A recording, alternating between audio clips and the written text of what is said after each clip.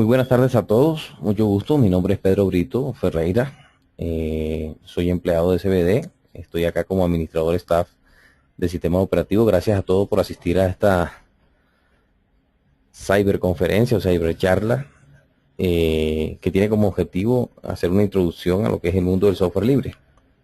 Repito nuevamente, mi nombre es Pedro Brito Ferreira, soy de la ciudad de Santa Marta, en Colombia. Tengo más de 6 años de experiencia en temas relacionados con software libre. Soy ingeniero de sistema de la Universidad Cooperativa de Colombia, certificado Red Hat, ingeniero. Hace unos días llegué de Venezuela porque hice un curso de OBM para luego certificarme en OBM, Oracle Virtual Machine. Y posteriormente hacer la certificación correspondiente también en Oracle Linux y en Oracle VM. Bueno, vamos a iniciar con estos temas, este tema que es muy interesante para que conozcan todo el tema del software libre. ¿Algunos de ustedes tienen idea de lo que es el software libre? Para que interactuemos. ¿O he escuchado hablar?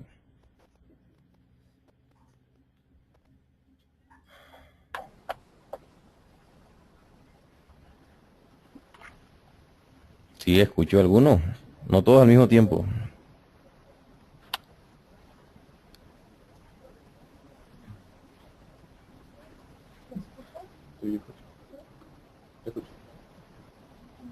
Bueno, parece que no quieren participar.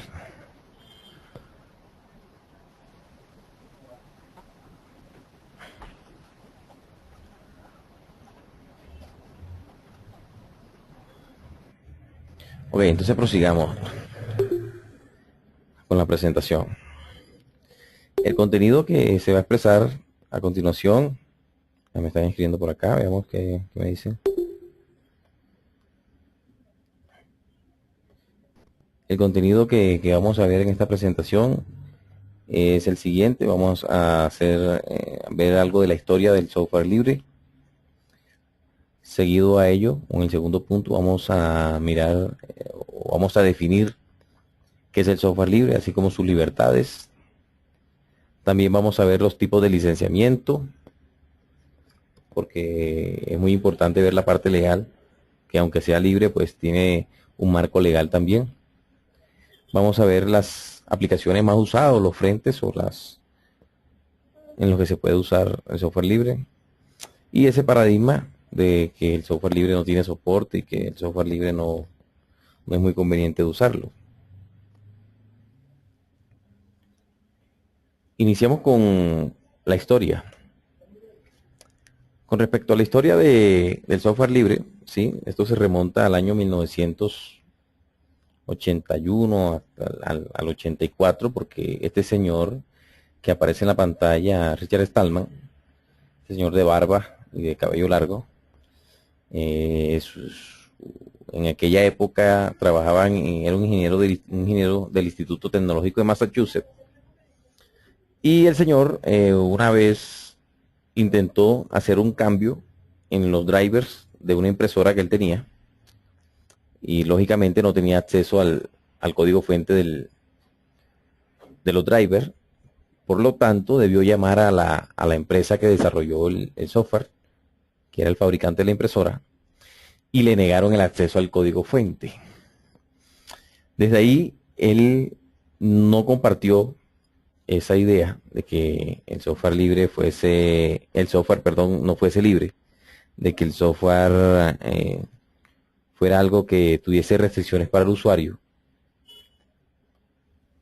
Por lo tanto, él inició esta revolución donde él planteaba que si eso no se protestaba inmediatamente, las cosas iban a seguir así de por vida. Y es cuando en el año de 1984 Richard Stallman, ¿sí? Siendo un ingeniero de el MIT, Instituto Tecnológico de Massachusetts, inicia el proyecto GNU. Entonces todos se preguntarán qué es el proyecto GNU. Si alguno tiene preguntas, por favor me las hace saber y con mucho gusto yo le cedo la palabra. O si no, esperamos al final, como quieran. O sea, me pueden interrumpir acá y yo los escucho. En el Instituto Tecnológico de Massachusetts, este señor trabajaba con ellos, inicia el proyecto del GNU, y el GNU simplemente significa que GNU es un nombre recursivo, dice que GNU no es UNIS, ¿sí? Pero GNU hace referencia, bueno, el logo es un ñu, como lo pueden apreciar en la imagen, es un ñu, y hace referencia a que ese sistema operativo que inicia el desarrollo Richard Stallman no es UNIX, es decir, que no tiene ningún código de UNIX. Fue un código escrito desde cero y totalmente libre. Luego, en el año de 1985, él crea la fundación del software libre, la Free Software Foundation, que tiene, que tiene por objetivo la impulsar el software libre, ¿cierto? El estudio del software libre, el desarrollo del software libre, y tiene distribuciones propias de Linux. Resulta que Richard Stallman, cuando comenzó todo ese desarrollo de ese sistema operativo, no tenía todo completo, le faltaba algo muy importante, que en el año de 1991, el señor, o el muchacho, en esa época, Linus Torvalds, de 21 añitos, de Finlandia, que es el que aparece en esta fotografía, tenía 21 añitos cuando escribió el kernel de Linux. El kernel de Linux es el núcleo, ¿sí?, que era lo que le faltaba al señor Richard Stallman para que Linux funcionara. Entonces, hoy ellos tienen cierta rivalidad. El señor Richard Stallman con Linus Torvalds tienen cierta rivalidad porque Richard dice que Linux debe llamarse GNU Linux. ¿Por qué? Porque resulta que Linux, como tal, el término Linux hace referencia al kernel, o sea, al núcleo del sistema operativo. Pero, llegó un asistente nuevo, bienvenido. Pero el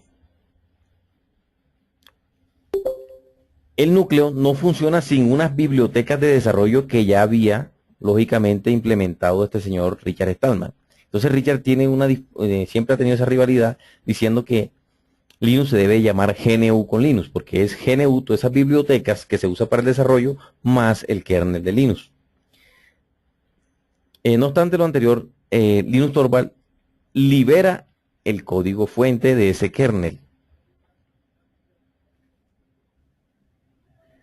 Libera el código fuente de ese kernel y lo coloca en internet en el año 1991. Se podrán imaginar, en el año 1991, por lo menos acá en Colombia, el internet no estaba tan desarrollado.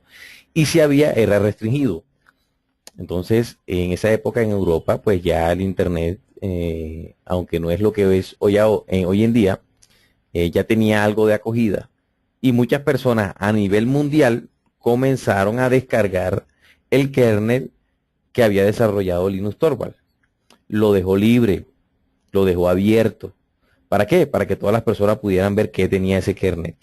Ahora, Linus Torvalds se basó en una distribución anterior de un profesor llamado Andrew Tannenbaum, que había desarrollado un sistema operativo con fines educativos llamado Minix. Richard Stallman vio el código fuente de Minix, lo estuvo estudiando, pero también, Linus Torvalds vio el código fuente de Minix, pero también se inspiró en que los estudiantes no tenían acceso a una versión educativa de Unix. Por lo tanto, él decide desarrollar su propio código o su propio sistema operativo, el kernel como tal. Él lo muestra como una tesis de grado, esa fue la tesis de grado de él, para poder optar al título de, allá creo que se llama ingeniero informático, diferente como acá. Y pues a día de hoy Linux ha tenido un desarrollo total. Ahora nos preguntamos, ¿cómo ha llegado Linux a tener ese desarrollo? Resulta que existen comunidades. Y no solamente Linux, no quiero extenderme solamente con el aspecto de Linux. Con cualquier tipo de software libre se crean comunidades. Entonces toda la comunidad a nivel mundial lo que hace es que colabora con el desarrollo, con la documentación, con las traducciones, ¿cierto? Y se tiene un comité organizador de todos esos cambios, que son los que aprueban. Bueno, pasemos al año 1995. El señor Eric Raymond crea el movimiento Open Source. El movimiento Open Source difiere de la Free Software Foundation porque la Free Software Foundation es una fundación cuyo objetivo es más, o cuyo fin es más filosófico, y en cambio el de Eric Raymond es más técnico. El de Eric Raymond va netamente a la parte técnica, mientras que Richard Stallman con su fundación mira aspectos más sociales y filosóficos del software libre. Va más enfocado a la libertad del ser humano hacia un código fuente, mientras que Eric Raymond va más enfocado hacia la libertad que tiene el individuo en la parte técnica de un código fuente. Eso es lo que lo diferencia a ellos. Seguido de esto, vamos a mirar realmente qué es lo que se define como software libre. Entonces, el software libre se define o es aquel en el que los usuarios tienen libertad sobre él. Entonces se definen 4 libertades. Y estas libertades fueron definidas por Richard Stallman en la Free Software Foundation. ¿Cuáles son esas 4 libertades? La libertad, él la enumera de 0 hasta 3. Entonces, si enumeramos de 0 hasta 3, vamos a encontrar 4. 0, 1, 2, 3, que son 4. Entonces, la libertad 0 dice que usted tiene la libertad, usted o cualquier persona tiene la libertad de usar el programa con cualquier propósito. La segunda libertad o la libertad 1 dice que usted tiene la libertad de estudiar cómo funciona el programa, también puede modificarlo y lo puede adaptar a sus necesidades. La próxima libertad que usted tiene, y es que usted tiene la libertad de distribuir copias del programa, con lo cual puedes ayudar a tu prójimo, es decir, a tu hermano, a tu vecino, a tu compañero. La otra libertad que tiene es que usted puede mejorar el programa o el software y hacer pública esas mejoras a los demás, de modo que toda la comunidad se beneficie. ¿Por qué? Hombre, porque si usted mejoró la aplicación, el software, ¿sí? Usted debería liberar los cambios para que todo se beneficie. La libertad 1, o sea, la segunda que aparece en el listado, y la libertad 3 son las más importantes. ¿Por qué? Porque para que un software sea libre, o sea abierto, o sea open source, necesariamente, ojo, necesariamente usted debe tener acceso al código. Ahora, es importante aclarar que la libertad no va ligada al precio. Que un software sea libre no quiere decir que sea gratis. ¿Por qué? Porque es que se está hablando en términos de libertad hacia un código fuente, más no de precio. Porque las personas tienen derecho a cobrar por su trabajo. En términos simples es lo siguiente. Si usted tiene una receta, digamos casera, y usted la comparte con un vecino, con su novia, con su amigo, usted le puede decir cómo usted hace un pescado frito, cómo hace un arrocito de coco, cómo hace unos patacones, ¿cierto? Y si usted compartió esa receta, la otra persona puede mejorarla o puede cambiarla a su gusto. Puede quitarle o ponerle más sal. Eso diferencia el software libre del software privativo. Si usted compra un software privativo, usted no va a tener acceso al código fuente. Y solo la empresa que lo desarrolló es la propietaria de ese código, aparte de eso. Supongamos que usted compra un carro. El carro es suyo. Usted puede hacer todas las modificaciones que usted quiera. Puede cambiarle el color, las llantas, el tipo de radio. Imagínese si usted comprara un carro y usted no tuviera acceso a eso. Entonces son situaciones en las que no solo usted adquiere un producto, sino que tiene la libertad de poder cambiarlo. El software libre también está muy recomendado para temas educativos. ¿Por qué? Porque los estudiantes van a poder mirar de fondo cómo funciona realmente ese software. Cómo funciona en todo sentido. A través del código fuente, ¿sí?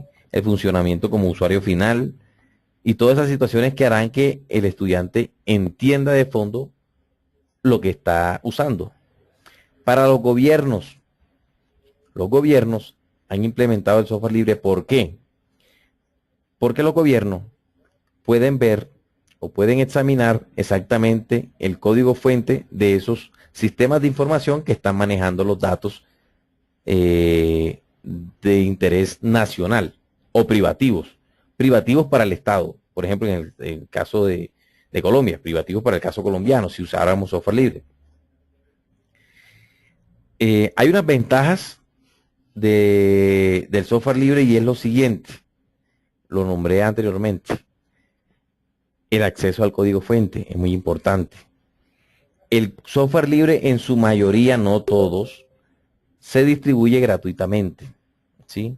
En su mayoría, no quiere decir que sean todos.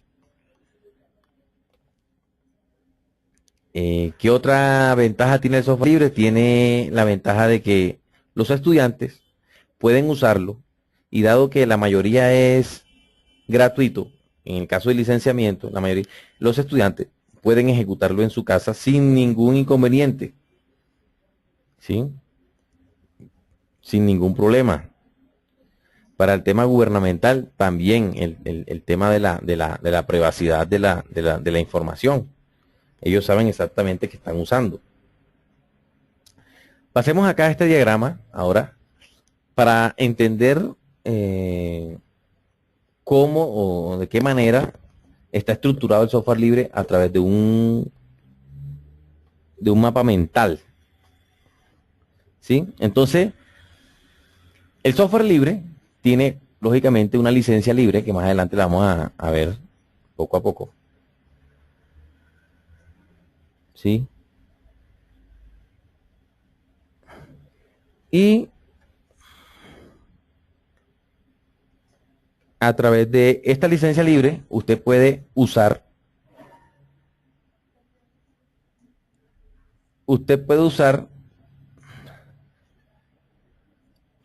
el software con cualquier propósito. Es la libertad cero que lo habíamos enunciado anteriormente. Puede adaptar el programa a sus necesidades. Puede redistribuir. Es decir, usted puede copiar ese software, ¿cierto? Y entregárselo a quienes... ¿Aló, me están escuchando? ¿Sí me están escuchando? Ok. Me parece que se había perdido como conexión por acá. Pero bueno, ya se restableció. Bueno, proseguimos por acá. Entonces usted puede copiar el software libre, ¿cierto? Y puede redistribuirlo sin tener ningún tipo de problema. Eso usted no lo puede hacer con una versión de Windows. Si usted compra una licencia de Windows, ¿cierto? Y usted la copia y se la entrega a su primo, a su novia, inmediatamente está incurriendo en algo que mal llaman piratería. ¿Sí? Usted se convierte en un pirata y resulta que los piratas eran lo que atacaban los barcos. Pero así le llaman. ¿Sí? Usted se convierte en un pirata y está haciendo copias ilegales de ese software. En el software libre no tiene ese problema. Usted puede redistribuirlo libremente y puede publicar, ¿sí? Por último, puede publicar las mejoras. El software libre también hace referencia en que es una forma ética de entender el software. Es decir, usted puede tener, nuevamente, lo repito, puede tener acceso a su código fuente. Tiene una serie de valores, porque es que el software libre incluye a la sociedad menos favorecida. Entonces tiene valores como la ética, la creatividad, la eficiencia, la colaboración. ¿La colaboración por qué? Porque se crean comunidades donde todos aportan conocimiento de todo tipo, ¿cierto? Y tienen un fin común. ¿Un fin común qué es? Que funcione el software que todo el mundo quiere usar. Dice no discriminación porque no discrimina a nadie. Es decir, si tú tienes un software que es libre y lo colocas ahí, va a estar disponible para que cualquier persona lo pueda usar, desde los estratos bajos hasta los estratos más altos. Hay ciencia, claro que hay ciencia, hay transparencia, hay seguridad, competitividad, privacidad, solidaridad porque lógicamente si es una comunidad, tiene que haber solidaridad en la comunidad para que todos puedan subsistir y tengan un fin común, y sobre todo la libertad. El software libre se distribuye con su código fuente, lógicamente, necesariamente para que sea libre, debe tener acceso al código. Por eso es que la libertad 1 necesita que tenga acceso al código fuente. Ese código fuente se compila, los programas que son binarios o ejecutables se compilan para luego crear, en el caso de los sistemas operativos, distribuciones. Entonces encontramos distribuciones de distintos sabores, por así llamarlo. Entonces esas distribuciones que están basadas en Debian, distribuciones como CentOS, que está basada en Red Hat. Encontramos otras distribuciones que son menos conocidas, pero no menos importantes. Es más, son hasta más robustas, que son las distribuciones basadas en BSD, por ejemplo, OpenBSD, FreeBSD. Esa se parece más a Unix. Otras distribuciones que, por ejemplo, apoya mucho la Free Software Foundation, que es la Triskel, es una distribución que es considerada 100% libre. Es considerada 100% libre porque no contiene códex propietario. Por ejemplo, no contiene códex que permitan reproducir formatos privativos de música, MP3, por ejemplo. ¿Sí? Las distribuciones que traen códex de terceros, ¿sí? Códex privativo, ya no se consideran totalmente libres. Sino que, bueno, es una necesidad que la gente pueda reproducir sus MP3, pero hay formatos. Ahorita miramos por acá, los estándares abiertos, dicen los programas ejecutables, respetan los estándares abiertos. Entonces, hay estándares abiertos, ¿cierto?, que compaginan con el software libre. Dentro de eso tenemos el UTF-8, el HTML, el XML, y esos estándares, el ODF, Open Document Format, y esos estándares libres, ¿cierto?, hacen que, o garantiza, ¿sí?, que se tenga datos abiertos, que se tenga una compatibilidad entre todas esas aplicaciones. ¿Qué más tenemos por acá? Lógicamente los desarrolladores, ¿cierto?, que son un grupo de usuarios expertos o con conocimientos amplios sobre desarrollo en lenguajes de programación. ¿Qué tenemos también por acá? Soporte. Entonces hay unas empresas que brindan soporte, en el caso de nosotros también. ¿Sí? SBD brinda soporte, implementación, asesoría en temas de software libre. Por eso es que hoy estamos tocando ese tema para que todas las empresas que estén interesadas en la implementación de software libre en su compañía, nosotros lo vamos a asesorar y lo vamos a llevar por el camino, ¿sí?, de la libertad. Ok, esto fue como el mapa mental, ¿sí?, de lo que es el software libre. A continuación vamos a ver las licencias o el marco legal, llamémoslo así, del software libre. Hay mucho licenciamiento para el software libre, demasiado, pero yo escogí estas 5. Voy a explicar 2 por temas de tiempo. Voy a explicar 2 y hasta 3. Voy a explicar acá. Entonces, iniciamos con la GPL, la licencia pública general. La GPL, la licencia pública general, fue implementada por la Free Software Foundation. Esta licencia, ¿cierto?, implementa o tiene como principio lo que llaman el copyleft, que es totalmente totalmente opuesto o contrario al copyright. La licencia EPL, ¿qué dice? La licencia EPL dice que usted puede tener esas 4 libertades inicialmente expresadas allá. Puede redistribuir el software, puede estudiarlo, puede modificarlo, pero usted está obligado a que si hace cambios, tiene que enviarlos a la comunidad. Al autor del software siempre se le va a conocer sus derechos de autor. ¿Qué quiere decir eso? Que cualquier persona puede modificarlo, pero siempre debe reconocer que fue, por ejemplo, supongamos que yo desarrollo alguna aplicación Pedro Brito. Entonces llegó Pepito Pérez, hizo una modificación, pero Pepito Pérez tiene que reconocer que Pedro Brito fue quien inició eso. ¿Sí? Él puede hacer una derivación o puede hacer un software que se derive del que yo hice, pero él tiene que reconocer que ese software, ¿sí?, se derivó o que Pedro Brito es el que tiene los méritos ahí, los derechos de autor, por así decirlo.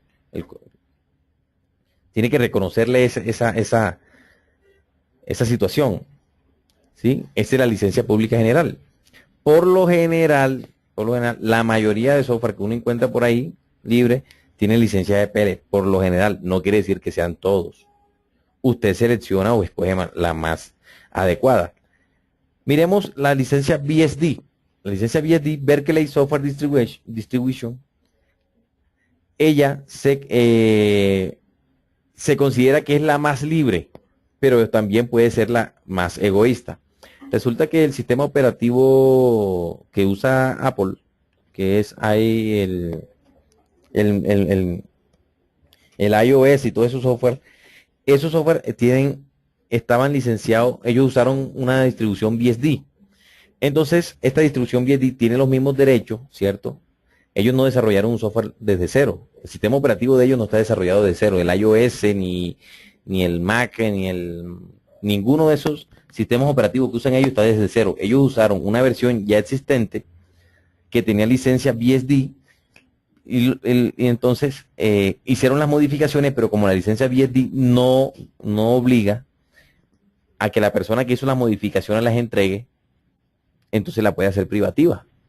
O sea, si ellos modificaron ese sistema operativo, lo pusieron bonito como lo tienen hoy en día, ellos no están obligados a liberar el código. Entonces, algunos dicen que es la licencia más libre, pero algunos dicen también que es la licencia libre y egoísta, porque usted hace los cambios y no está obligado a compartirlo. Hay otra licencia que es la licencia Apache, ¿cierto? Todas son similares a la licencia GPL, ¿cierto? Pero la licencia Apache es la que cobija al proyecto Apache, que es el servidor web Apache, ¿cierto? Y ahorita mismo tiene al proyecto OpenOffice, porque el proyecto OpenOffice, que es la suite de oficina, pasó a manos de Apache para que hiciera su respectivo desarrollo y mantenimiento. Perdón, el LibreOffice. LibreOffice fue el que pasó a manos de Apache, entonces ya LibreOffice tiene licencia Apache. Porque el que pasó a manos de Oracle fue, que anteriormente pertenecía a Sun, era OpenOffice y ahora está en manos de Oracle. Así como MySQL. Están otras licencias que no son menos importantes, pues, y son bastante interesantes. La Creative Commons. La Creative Commons se utiliza más que todo para temas artísticos. ¿Temas artísticos de qué tipo? Por ejemplo, fotografías, ¿sí? Temas de videos, multimedia. Para el software no quiere decir que no se pueda usar, pero no es recomendada. ¿Sí? La cobija más que todo la GPL, la BSD, la Apache. Y hay otra licencia que es la Mozilla Public License, ¿sí? Que es la licencia que cobija al navegador Mozilla Firefox y todos sus derivados, Thunderbird y todos esos proyectos que ellos tienen. Entonces, este licenciamiento es muy importante. ¿Por qué? Porque cuando tengamos alguna aplicación, algún software, primero hay que revisar el tipo de licencia que tenga para estar 100% seguro que sea libre, ya que tenemos derecho, ¿sí? Y evitar encontrarnos con software que no es libre y que confundimos. Es que una cosa es tener software libre con licenciamiento de este tipo y otra cosa es tener software de tipo freeware. Todos se acuerdan de aquella aplicación que se llamaba o se llama Winamp. Winamp era un software freeware. ¿Qué diferencia tiene con el software libre? Facilito, usted no tiene acceso al código fuente. Si usted no tiene acceso al código fuente, eso dejó de ser libre, ¿sí? Usted simplemente lo que puede es usar el software de manera gratuita, por ejemplo, en el caso de Winamp. Pero no tiene acceso al código fuente. Esas son las diferencias. Hay otros tipos de software que son trial, o sea, son de prueba. Esos tampoco son libres, ¿sí? Ok, entonces continuamos acá. Y miramos qué aplicaciones son las más usadas en el tema de software libre a nivel corporativo, a nivel educativo, en todos los frentes. Entonces, como plataforma, a nivel de servidor o a nivel de escritorio, tenemos el GNU Linux. Tenemos el Linux en todas sus distribuciones. Llámese Debian, Ubuntu, llámese CentOS. Unos preguntarán, ¿Red Hat es libre o no es libre? Red Hat es libre. Nosotros podemos tener acceso al código fuente de Red Hat. Lo que no tenemos acceso es a los repositorios oficiales de ellos y a la suscripción de soporte que ellos venden, ¿sí? Entonces, vuelvo y digo, el software libre no tiene que ver con el precio. Usted puede tener un software libre que no es gratis, o puede tener un software libre que es gratis. Por ejemplo, Firefox. Si usted utiliza el navegador Firefox, usted tiene las dos situaciones que más nos interesan, ¿sí? Como usuario final. Primero, que es gratis, ¿sí? Y segundo, que usted puede tener acceso al código fuente. A nivel de servidores web, tenemos el Apache, ¿sí? Hay otros servidores web como el Nginx, que también podemos usar. A nivel de suite de oficina, tenemos OpenOffice y tenemos LibreOffice. Como les comento, se bifurcaron. OpenOffice lo tiene ahora en mantenimiento, si no estoy mal, la Oracle, OpenOffice. Y LibreOffice lo tiene en la comunidad de Apache.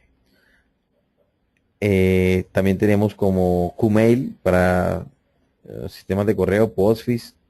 Para desarrollo de aplicaciones web tenemos PHP. Para motores de base de datos tenemos MySQL, PostgreSQL. Manejadores de contenido tenemos Joomla.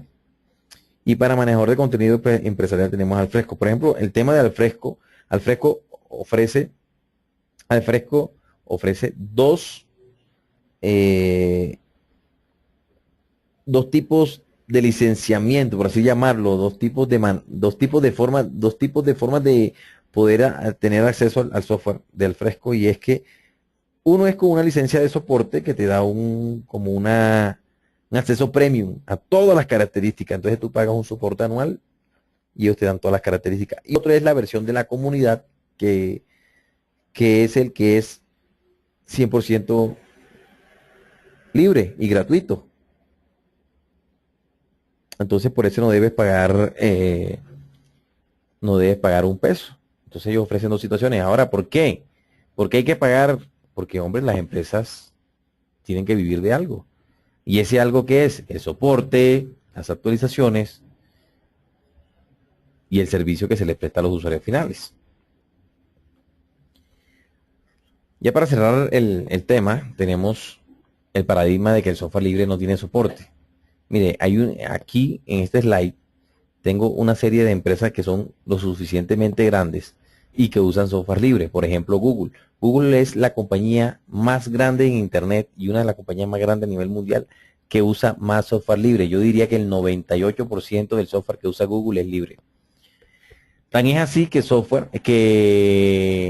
Google utiliza para sus búsquedas, para agilizar sus búsquedas en Internet, utiliza MySQL. Claro que ellos utilizan la versión de MySQL, la que se paga por suscripción. Ellos inicialmente usaron la versión de MySQL que era de la comunidad, luego hicieron mejoras, ellos mejoraron la versión de MySQL que era de la comunidad y las publicaron. Esto hizo que MySQL se fortaleciera, ¿cierto? Y hoy en día ellos usan la versión de MySQL que es paga para tener soporte sobre esa situación. MySQL hoy en día lo tiene a cargo Oracle. Oracle también es otra empresa donde ellos impulsan mucho el desarrollo del software libre. ¿Por qué? Porque las versiones que ellos usan, por ejemplo, de Linux, están basadas en software libre. ¿Por qué? Porque ellos tomaron el código fuente de Red Hat e hicieron su propia distribución de Linux que hoy en día conocemos como Oracle Linux. La NASA también usa software libre. Es más, la NASA hoy en día tiene un proyecto muy importante en la nube que se llama Rackspace, ¿cierto? Que es para computación, todo el tema de computación en la nube, ¿sí? Facebook utiliza PHP en su frontend para el desarrollo de su portal. Sony utiliza software libre para el firmware de sus dispositivos o el software empotrado en sus dispositivos. Cisco, la multinacional Cisco de hardware para comunicaciones. IBM también utiliza y patrocina mucho el desarrollo del software libre. Nobel, ¿sí? Es más, Nobel adquirió a SUSE. Ahora, las empresas de software libre también se pueden vender, ¿sí? Por ejemplo, SUSE, Red Hat, ¿qué otra puede ser? El proyecto Simbra, que era libre, lo compró VMware, ¿sí? Esos son los modelos de negocio que también se pueden abrir en cuanto a la utilización del software libre. Aparte de los modelos de negocios de capacitación, que nosotros también prestamos ese servicio, lógicamente, capacitación, asesoría, implementación. Entonces, para hacer una conclusión general de lo que es el software libre, es que primero que todo debemos borrar ese paradigma que hay hoy en día o que todavía muchos tienen acerca del software libre en temas de soporte e inseguridad. Ese paradigma ya está tumbado del todo, aunque queden dudas. Ese tema, porque hoy en día empresas como nosotros pues ya eh, ofrecen todo ese tipo de asesoría especializada, de soporte. Otro tema, otra conclusión que podemos sacar es que a nivel de libertad, pues el usuario puede sentirse en total fluidez, ¿sí? Y en total propiedad para hacer las modificaciones que él crea correspondiente. Y a nivel de gobierno, los gobiernos están implementando el software libre, bueno, gobiernos como Argentina, Venezuela, Bolivia, mmm, España, ¿sí? Ya han firmado una política pública de implementación de software libre en sus naciones. En el caso de Colombia no se ha firmado de manera a nivel nacional, ¿sí? No se ha hecho una política pública de software libre, pero sí Bogotá tiene un avance muy importante porque el alcalde Lucho Garzón en el año 2007 sancionó a través de un decreto, el decreto 27, el acuerdo 279-2007, en el cual se dictan lineamientos para que las entidades distritales hagan uso, divulgación, patrocinio y estudio del software libre.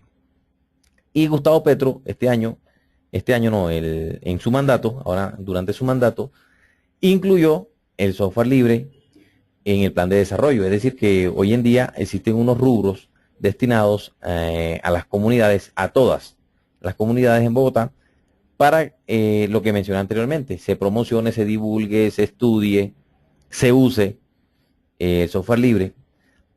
¿Por qué? Dado que la política que plantea el alcalde Gustavo Petro es de inclusión social, no existe otro software que dé esa inclusión. Nos devolvemos al inicio de la conferencia y buscamos donde yo expresaba que el software libre hace inclusión social por temas de licenciamiento. Entonces, por lo menos un estudiante puede ir libremente a su casa, luego de que va de la escuela, va libremente a su casa e instala el software y lo puede compartir con sus compañeros, a diferencia de ese software privativo, en el caso de Microsoft, que no va a poder usar libremente, porque le toca pagar un licenciamiento.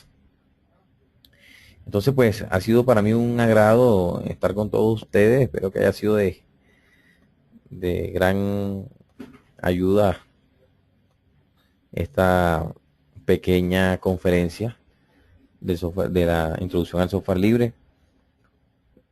Muchas gracias a todos. Si tienen alguna duda, pregunta, sugerencia, abro el micrófono para todos y con mucho gusto los escucho.